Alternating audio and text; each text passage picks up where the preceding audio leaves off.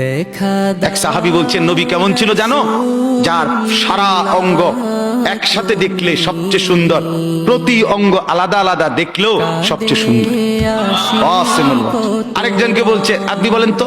আরেক সাহাবী বলছে, আমি বলি যে নবী ছিলেন এমন যাকে একবার দেখলে আবার দেখতে মন চায়, দ্বিতীয়বার দেখলে প্রথমবারের চাইতে আরো সুন্দর মনে হয়, যত তারে দেখি তত সুন্দরই লাগে।